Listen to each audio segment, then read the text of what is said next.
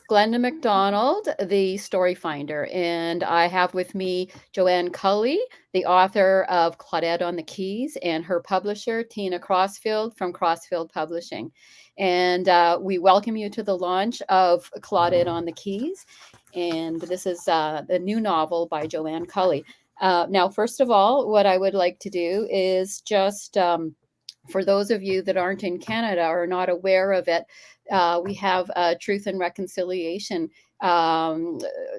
program to recognize Indigenous lands. And so Joanne Culley is located in Peterborough, and I am going to, on her behalf, just read a little message with regards to the Peterborough area.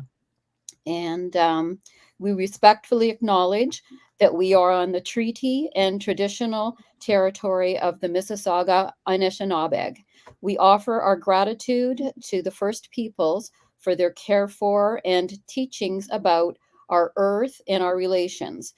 May we honor those teachings. And now I'm just as an aside, we're having a little bit of technical difficulty with some feedback from Tina. So on her audio, so I'm going to just temporarily mute Joanne and I. This is part of the joy of a live event.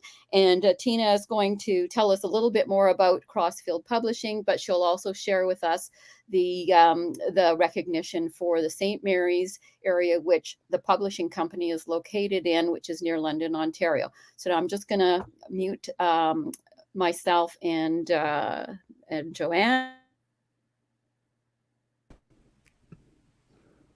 Hi, everyone. Welcome to a wonderful presentation by Joanne Culley tonight. We're very pleased to have her in the studio. I'd like to start just by acknowledging three Indigenous First Nations groups that were on the land way before us. They were the Anishinaabe, the Anawandran, and the Haudenosaunee peoples. And again, this is a traditional practice now that we're doing in Canada to acknowledge peoples who were here before settlement. Crossfield Publishing started out in the year 2000 in Alberta. We were doing probably 2 to 3 books a year at that time.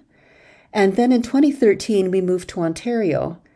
That was a new start for us because we became involved with the Ontario Book Publishers Organization. And we're now producing about 5 to 7 books a year. Our new website is www.crossfieldpublishing.com.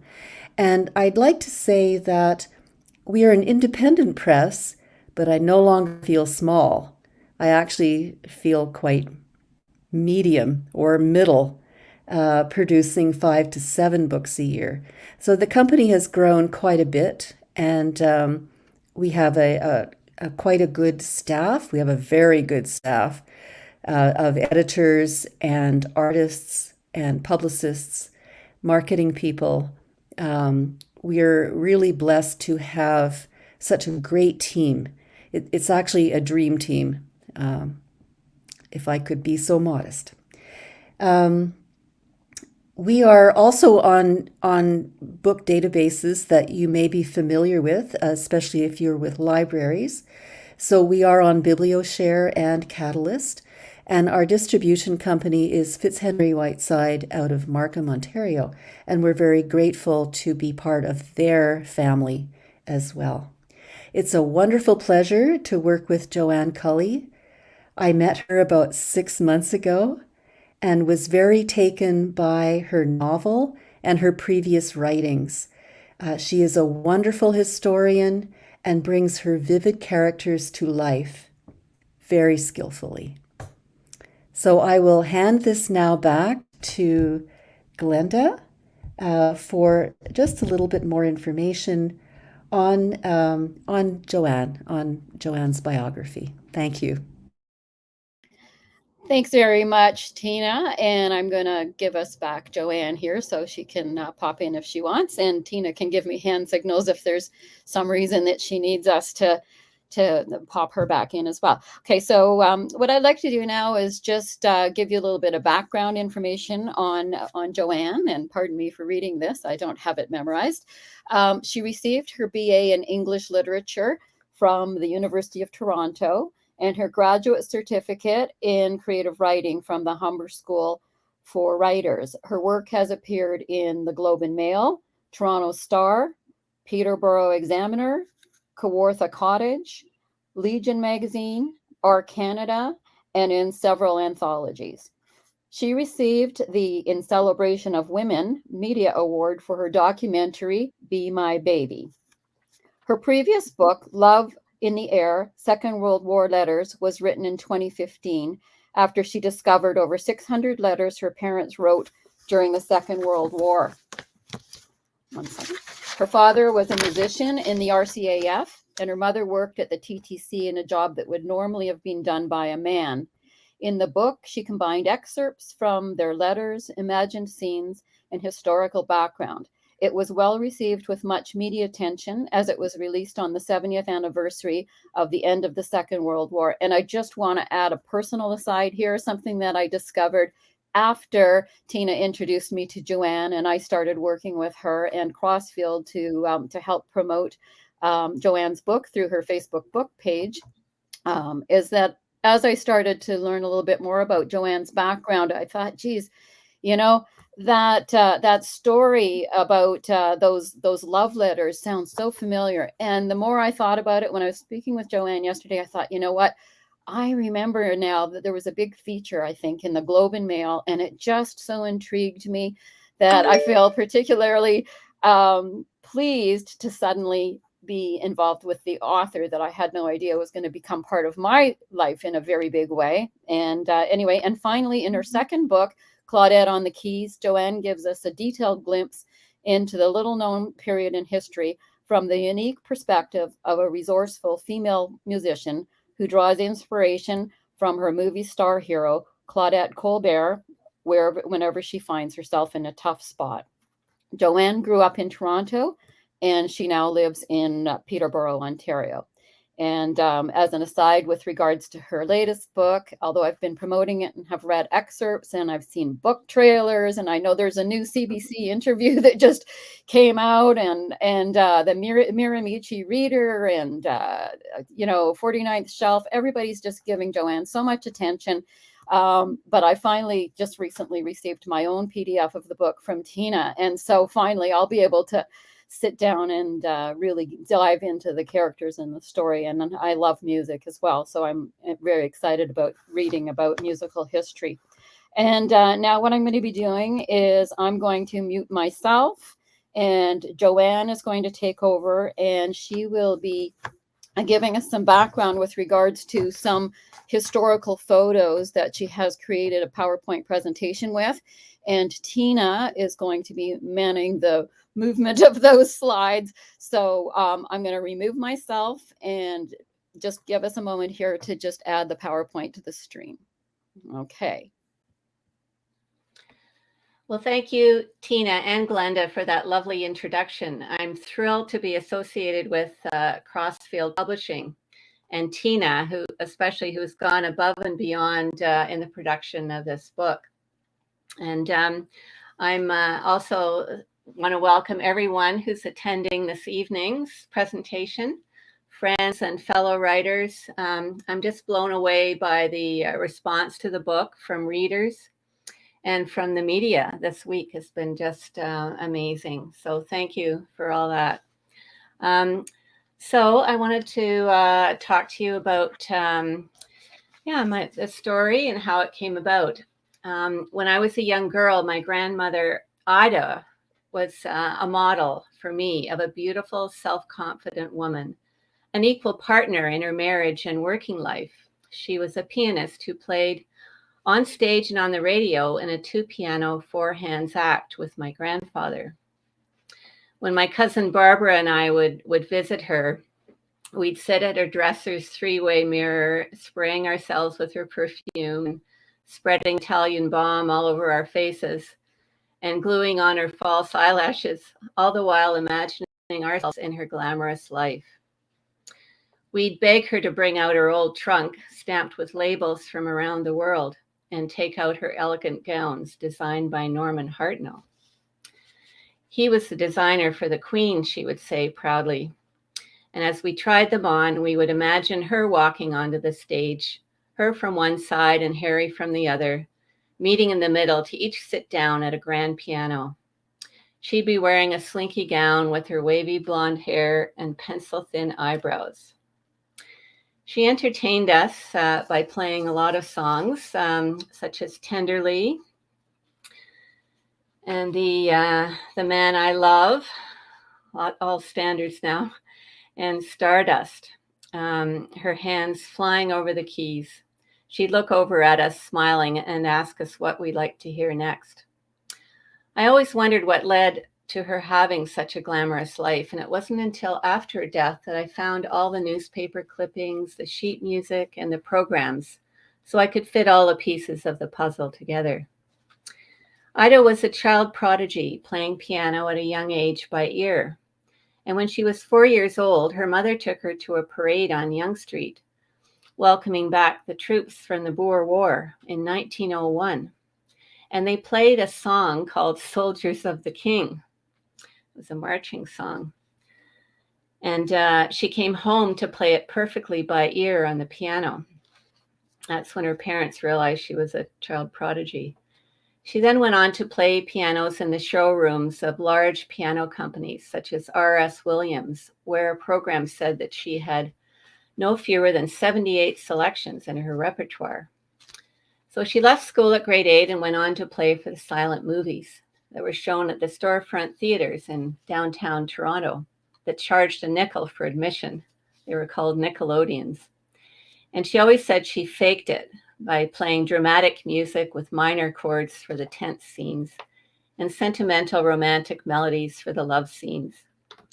Popular movies at that time included those by Mary Pickford, another Canadian, Charlie Chaplin, Harold Lloyd, and his frequent love interest, Bebe Daniels.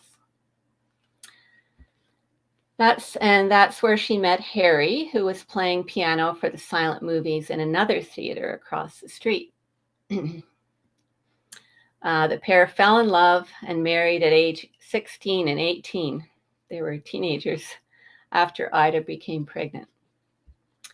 They joined forces personally and professionally, first opening up a music store at Oakwood Avenue in Toronto. And Ida looked after the store and played the sheet music for the customers and looked after their two sons while Harry conducted the orchestra at the Royal York Hotel. And once their sons were a little older, they hit on the two pianos, four hands routine. It was a new genre, and composers were producing lots of music for it, such as Billy Merrill and other arrangers who produced two piano arrangements of popular songs. I often think how thrilling it must have been to play songs like George Gershwin's Rhapsody in Blue and Cole Porter's Night and Day for the first time. The music publishers often sent them promotional copies and free promotional copies in the hopes that they would play them on air so that people at home would buy the sheet music to play on their own pianos or buy the 78 RPM records to play on their Victrolas. The pair were known as the Black and White Spotters, and their radio show was written up regularly in the Toronto Star and the Telegram. Ida adopted the stage name of Claudette to add allure to their act, inspired by her heroine, the beautiful, talented actress Claudette Colbert.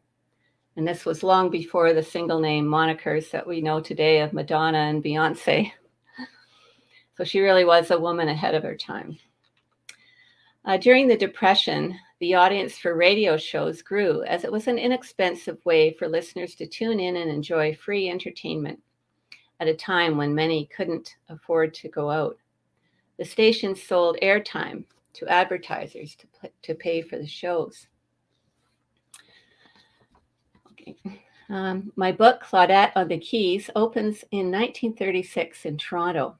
The Depression has been raging for 6 years, and Harry and Ida, now in their 30s, have established a successful career with several radio shows on CKCL and CFRB, as well as giving performances in Toronto theaters. The unemployment rate in Toronto at that point is 17%, and the bread lines at the Yonge Street Mission stretch around the block.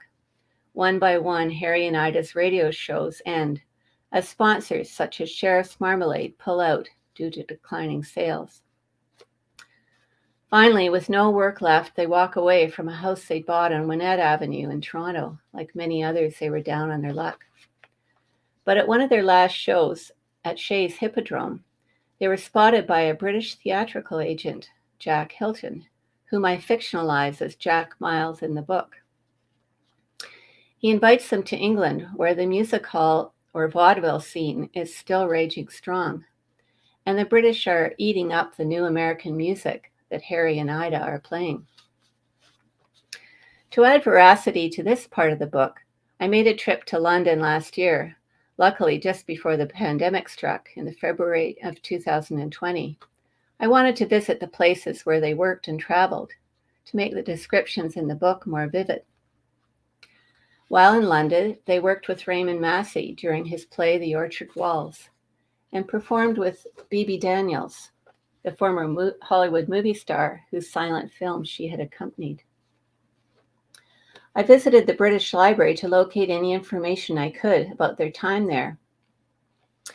And after several hours of searching, I found Ida's photo in the Radio Pictorial magazine about their show on Radio Luxembourg.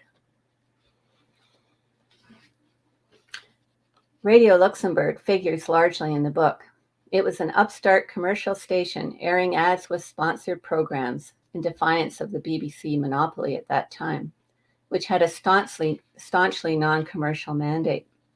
Initially, they broadcast just on Sundays when the BBC had a full day of classical programming. They stole listeners away with their popular upbeat music and jazzy sounds. Radio Luxembourg got around the BBC's rules by using a transmitter in Europe just outside the city of Luxembourg. At 200 kilowatts, it was the most powerful transmitter in Europe. However, Radio Luxembourg had a very cumbersome production process. They recorded the shows at their London studios on large 32-inch acetate discs, which were then transported weekly to the station at the Villa Lavigne in Luxembourg to be broadcast from there back to England. During the first few years of the station's operation, the discs were transported in person by boat and train, and then as they grew in popularity, they acquired a plane dedicated to making the deliveries. But having the most powerful transmitter in Europe, the Luxembourg station attracted the attention of Germany, 20 kilometers to the east, whose fascist regime coveted the signal span and was looking for ways to broadcast more widely their Nazi propaganda. In the book, Ida is one of the couriers of the discs, but has trouble with the passport she's using. At that time, married women were listed on their husband's passport. They didn't have their own document. Inside, Harry and Ida's photos were placed side by side, and on the opposing page, Harry's information took up 2/3 of the page, and he was listed as musician, while Ida's details took up just 1/3 of the page and didn't list her profession, even though she was as famous or even more famous than Harry. The lack of her own passport results in numerous difficulties for Ida in the story. Meanwhile, back in London, Sir Oswald Mosley is whipping up his own fascist movement, One Britain, or Britain First, sparking riots in the East End of the city. In the novel, I bring all these elements together, focusing on Ida, or Claudette's journey, personally and professionally, and how she uses the universal language of music to overcome obstacles. Thank you. And now I thought I might take a couple of questions.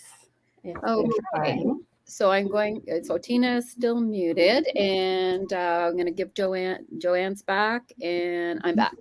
Okay, and so what we've got, I do have one question, Joanne, that has come from somebody in the viewing audience. So it's kind of a surprise. So this is from Douglas Johns, and I'm going to just put it right on the screen. So he says, hi, Joanne, congratulations. Question, process, which comes first and which is more fun, plot development or historical research? And a secondary question, where or how did you discipline yourself through this? Well, I guess I already had the historical information about my grandparents, so I was very lucky in that respect. I have a lot of sheet music and photos and newspaper clippings, so I had sort of the broad outline of the story, and I think I wanted to make it a bit more dramatic and for developing a plot with my imagination. So I think the two went hand in hand. And I think what helped me in terms of discipline is that my other work, my writing work, fell away through with the pandemic. It was greatly reduced because of the lack of advertisers in the magazines that I write for, similar to my grandparents' story. So I had some more time than I normally would have, and I set myself the task of finishing the book and finding a publisher. And I was very thankful that Tina Crossfield really liked the story and decided to publish it in March of earlier this year. Okay, thank you. And then we've had some advanced questions that had come in and that I had actually posted into the chat. So I'm just going to address them one at a time, and we'll watch the clock because we need to have the event finished at 7:45. So we can keep the question and answers till just about 7:30 when Tina will share some book ordering information with us. So, and any questions that don't get answered here, just check back to the chat page, chat section of the recording, and we'll try and answer them there, or also on Joanne's Facebook page. Also, the link to her Facebook page is above in the chat, and I also included the link to her trailer and some other background information. So anyway, so the next question then is, where we go? Here we go. Okay, was it hard to blend fact and fiction? Yeah, well, as I just said in the last question, I think I really don't have a lot of imagination, so it really helped me that I knew these characters already, as I based them on the real people of my grandparents. So I think that made my work a lot easier, and I probably exaggerated some of their qualities and made Ida perhaps a little more independent and self-confident than she may have been in real life, but I tried to stay as close to their real story as I could. So they did get laid off in the Depression, and they did go over to England to make their way there, and they did come back before the threat of war, the Second World War, seemed to be imminent, because they once they were issued gas masks, they thought the writing was on the wall. So the broad outlines of the story are based in fact. Okay, question 2. Did you stay true to the history of the times? Yeah, I tried to keep to what people might have said or done back then. And one thing that bothers me when I read historical fiction is if someone uses a very modern phrase, like she gifted me her jewelry or something, because that's just a phrase that's become common in the last few years. So I try to stay away from modern expressions, and of course, in some ways, it's easier to write historical fiction because you don't have to worry about all the technology that we have now and trying to keep up with the latest advances, which also can date a story. So if it's set in the past, then we're sort of safe in a lot of ways. I've been doing some writing of science fiction in the future, and I can tell you that when I started the book, things that I invented have now become old news. So yeah, well, I'd like to switch to doing historical fiction. Anyway, okay, so the next question number 3, is in what way do musicians in the book and throughout history have to adapt in order to make a living and keep up with cultural styles? Well, I think as we've seen, well, just during the pandemic, even musicians have really had to adapt, like with the loss of live music and not being able to play concerts in front of audiences. They've really had to shift to, do online performances on Zoom and outdoor concerts. And I think it sort of speaks to the art form that they always have to keep up with, like not only what's going on in the world, but also the changing styles. And with Harry and Ida, when I was going through the 2,000 pieces of sheet music that they left me, I couldn't believe the range of music. It was like the whole 20th century musical genre, like from ragtime and stride piano to jazz and blues to light classical. They really had to keep up with every year. There would be a different style and a different way of playing. And, they, because of their talent and musicians even now, like they're just always changing with the times. Okay, and I think we can squeeze in the last question that I've got in advance here. What do you hope that people will take away from the story? Well, I hope that people will be, women especially, will be inspired by the plucky heroine of Ida or Claudette and feel ready to face any obstacles or challenges that come their way. And like Ida, who drew on the strength of her movie star heroine, Claudette Colbert, to perhaps think about someone they admire or a higher power they might believe in to channel their strength to get them through hard times. Okay, so just give me a second here. I'm going to remove that question. Sorry about that. I got distracted because we have more people that are there. I'm just going to hide that. More people have commented that they're where they're from. I'd asked people to let me know where people were from, and we have a few minutes here, so I'm just going to mention a few of the people in the audience. Let's see, we've got Douglas Johns, who had given the question. We've got, and I believe he said he's in BC. Laura Young, Joan Claire, Jessica Tudos, and some of these people you may know. Yes, I do know them. Yeah. Yeah. And Naomi Oliphant, who she had said she was a high school friend of yours. Yes, that's right. And she's in Louisville, Kentucky. So I think she said she's probably the furthest away that we have. So. She is a star pianist. Oh, wow. And I heard her play Rhapsody in Blue in high school. And she was just so talented. Oh, that was the first time I'd heard it. Oh, that's excellent. And then, sorry, go ahead. And N.A. Lomp was also a fellow high school student and an excellent musician, a violinist. That's wonderful. Yeah. Great. Okay, so now the next thing on the agenda, which we are coming to a close at 7:45. So I'm going to mute Joanne and I again and give the mic back to Tina, who is going to share with us the book ordering information. So just 1 second.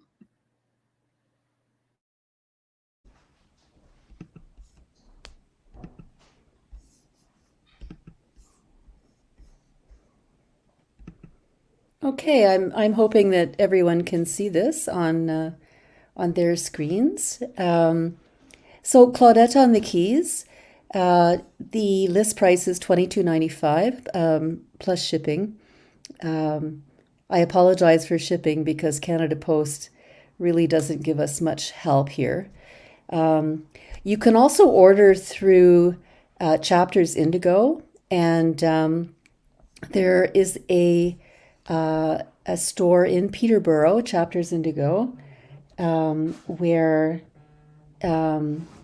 you may pre-order the book.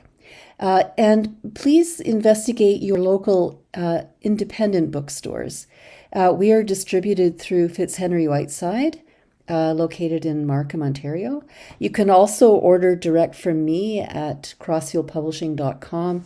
I am also set up to accept payments and do mailings.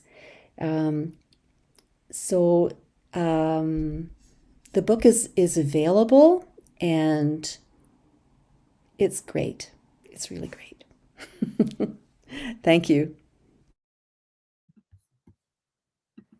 Tina, we had a question from Naomi whether or not the book is available in the US. I'm going to give you back the mic in a second.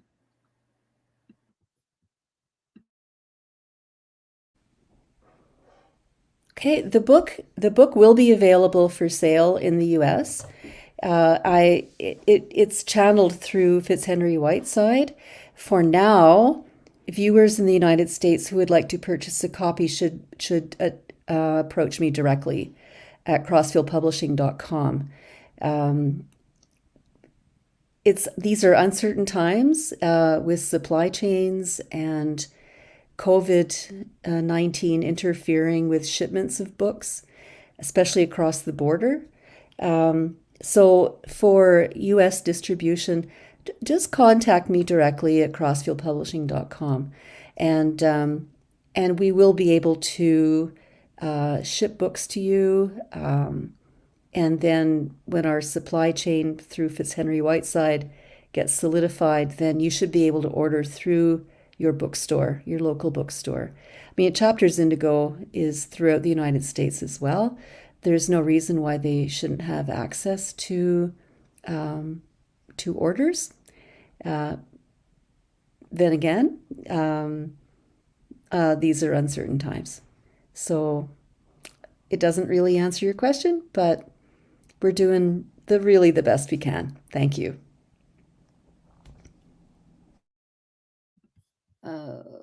Okay, so Joanne and I are back. Thank you very much, Tina. And we've had another person arrive, John from Life Purpose Institute. So anyway, there are people coming in and out through the broadcast. So anyway, that concludes the formal portion of our event. And what I'd like to do now is, on behalf of Tina and Joanne, I'd like to thank everyone for attending. The event has been recorded automatically through YouTube, so you'll be able to view it again later and share the link with anybody that was unable to attend. The chat discussion is also going to be continued through YouTube. It's just an automatic thing even after the broadcast is finished. So you can continue to post questions there, and we'll periodically take a look at them. And I'll also be sharing the links to the recording on Joanne's Facebook page, Claudette on the Keys, facebook.com/Claudette on the Keys novel. I put the link to that up higher in the chat as well. And now 2 book clubs. We'll have Joanne as a guest later in the fall. And if anyone viewing is part of a book club, then Joanne would be willing to come to participate with your book club in however that requires. Most likely it might be virtual in these days. And she said in the end of the novel, there is a page full of questions for book clubs. Now, if you're in the Peterborough area, we invite you to Joanne's book signing tomorrow afternoon at the Metaphor Gallery, 164 Hunter Street West. And that's from 2 to 4 p.m. Eastern Daylight Time. And now I guess that the last thing we have to do is just, Joanne, if you have any last words, is there anything that you want to say before we sign off and before I play the trailer? Oh, by the way, the trailer that I'm going to play after Joanne says goodbye was produced by Peter McMurtry, and the piano music is by Asher Farmer. So that's something that Joanne has on her own YouTube and website, and I've put the link to that as well above. So anyway, so Joanne, last words to you, and then I'll just sign off with the sharing of the trailer. Yeah, well, thanks to everyone who came. I see some wonderful names there in the chat, and I'm just so happy that the book is being well received, and I hope you enjoy reading it. Thanks. Okay, and Tina, I'm just going to unmute us and give you a chance since we have time, just in case you have any last words as well. Just give me a second here, and I'll give you the thumbs up. Okay, I would also like to thank everyone who attended. As you can see, I'm sitting in the dark. It's interesting how the evening catches up with one, isn't it? Huh? So any questions, you can find me at crossfieldpublishing.com. Thank you so much for coming. And we look forward to Joanne's official launch tomorrow in Peterborough. We wish her the best of luck. And thank you very much. Bye for now.